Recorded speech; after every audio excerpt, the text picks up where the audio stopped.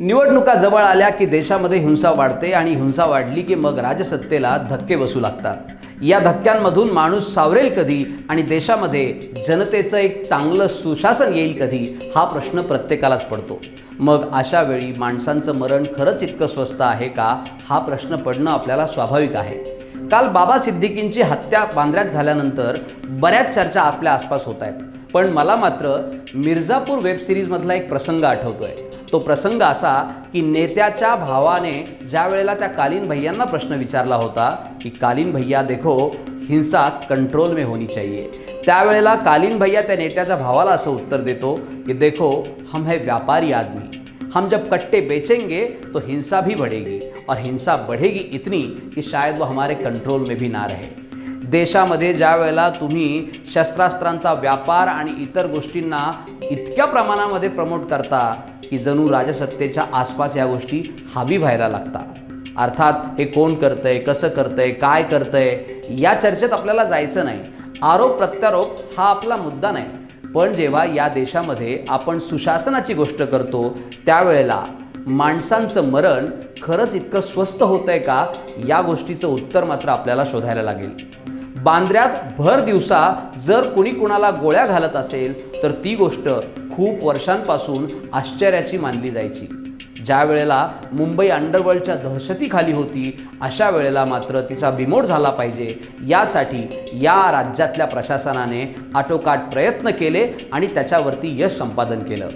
पण मग या सगळ्या दिवसांनंतर, या सगळ्या स्थित्यंतरानंतर काल पुन्हा एकदा मुंबईत ही अशी घटना घडली आणि एकच प्रश्न उभा राहिला, महाराष्ट्रामध्ये मरण खरंच स्वस्त होतंय का? जर निवडणुका जवळ आल्या तर अशा वेळेला प्रत्येक गोष्टींमध्ये माणसं एकमेकांच्या चुका शोधायला सगळ्यात पुढे असतात, पण महाराष्ट्रातली सध्याची स्थिती पाहता मरण खरंच स्वस्त आहे, या गोष्टीला आपल्याला विचारायला वाव आहे। म्हणजे असं बघा की आपण राज्य म्हणून राज्यामध्ये चांगल्या चांगल्या गोष्टी घडाव्या यासाठी मोठमोठ्या मथळ्याखाली बातम्या छापतो, मग त्याच्यावरती चर्चा करतो, मग त्याच्यावरती अनेक गोष्टी आपण ऐकतो, बोलतो आणि ऐकवतो सुद्धा। उदाहरणच जर द्यायचं झालं तर गुटख्याचं उदाहरण घेता येईल। गुटखा बंदी होऊन राज्यात किती वर्ष झाले, पण राज्यामध्ये सर्रास गुटखा विकला जातो। आता अर्थात हे राज्य करणाऱ्यांना माहीत नसेल किंवा त्यांच्या विरोधकांना माहीत नसेल असं अजिबात नाही, पोलीस प्रशासनाला माहीत नसेल असं सुद्धा अजिबात नाही, पण तरीसुद्धा गुटखा अगदी आरामात विकला जातो आणि तोही नाक्या नाक्यावर, चौका चौकामध्ये अगदी प्रीमियम प्राईजला। अर्थात प्रीमियम गुटखा खाणाऱ्यांची एक वेगळीच रेंज आहे आणि ती रेंज असलेली जाहिरात आपण आपल्या मोबाईलवरती, आपल्या टी व्हीवरती रोज राजरोसपणे बघत असतो। अर्थात हे सगळं आपल्या डोळ्यासमोर घडत असतं, पण तरीसुद्धा त्याबद्दल कुणीच काही बोलत नाही। गुटखा आपल्याला मरणाच्या जवळ नेतो हे माहीत असून सुद्धा आपण गुटखा आपसूक विकत घेतो आणि खातो सुद्धा। अर्थात हा शेवटी ज्याच्या त्याच्या चॉईसचा प्रश्न आहे, परंतु दारू पिणे, नशा करणे आणि इतरही अनेक गोष्टी या राज्यांमध्ये अशा लेवलला पोचतात की मग माणसांच्या मरणाशी त्या सगळ्या व्यसनांची गाठ पडते आणि सुशासन कुठे गायब झालंय असा प्रश्न पडतो।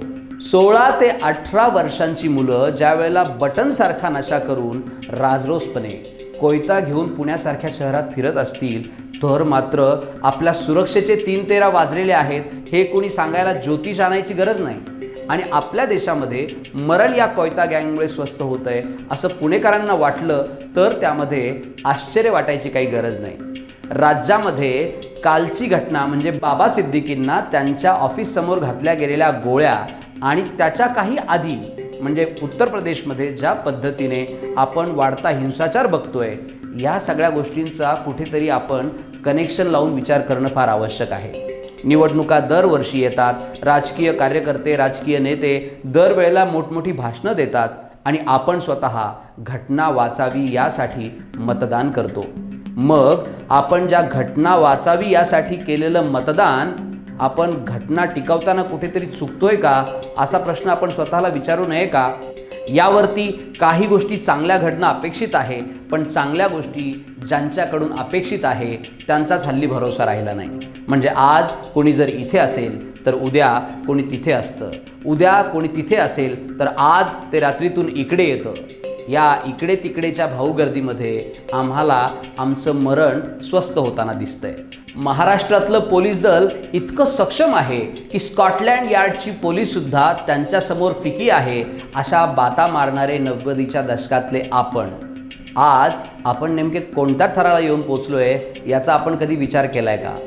म्हणजे भरतीच्या ग्राउंडवरती प्रॅक्टिस करणाऱ्या मुलांमध्ये जो देशभक्तीचा जोश असतो तो नोकरीला लागल्यावरती कुठे जातो, असा प्रश्न पोलीस दलातल्या पैसे घेणाऱ्या लाचखोर अधिकाऱ्यांना पडत नसेल का? अहो, हे तर सगळं ठीक आहे, पण जे तुम्हाला रोज राष्ट्रीयत्वाच्या, तुमच्या धर्माच्या, तुमच्या मानवतेच्या शपथा देऊन तुम्हाला कामाला लावतात, अशांना किमान आरशात बघून तरी लाज वाटत नसेल का? महाराष्ट्रामध्ये इतकं सुजलाम सुफलाम सगळं असताना आम्ही आमच्या युवकांच्या हाताला रोजगार देऊ शकत नसू आणि ते सगळं घडत नसताना आपण त्यांच्या हातात कोयते देत असू, आपण त्यांच्या हातात बटन देत असू, आपण त्यांच्या हातात सर्रास देशी दारू आणि इतर नशे जे सहज अवेलेबल असतात, अशा सगळ्या गोष्टी त्यांच्यासमोर ठेवत असू, तर मात्र आपल्या सगळ्यांचं कुठेतरी चुकतंय.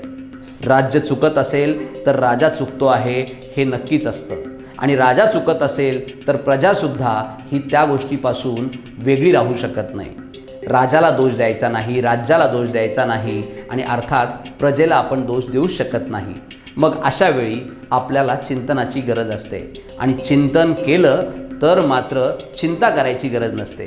येत्या काही दिवसात महाराष्ट्रामध्ये बदललेलं चित्र जर आपल्याला बघायचं असेल तर मात्र आपल्या सगळ्यांना चिंतनाची गरज आहे, आणि हे चिंतन आपण येत्या काही दिवसात जेव्हा आपण मतदान करू त्यावेळेला आपण नक्कीच करू, अशी अपेक्षा व्यक्त करायला या व्हिडिओच्या माध्यमातून काहीच हरकत नाही.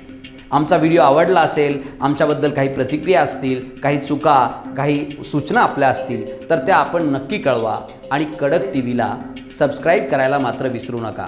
आणि हा व्हिडिओ आवडला असेल तर आपल्या मोबाईलमध्ये एक क्लिक केलं की हा व्हिडिओ सहज शेअर करता येतो, हे सुद्धा आम्ही सांगायला विसरत नाही. धन्यवाद.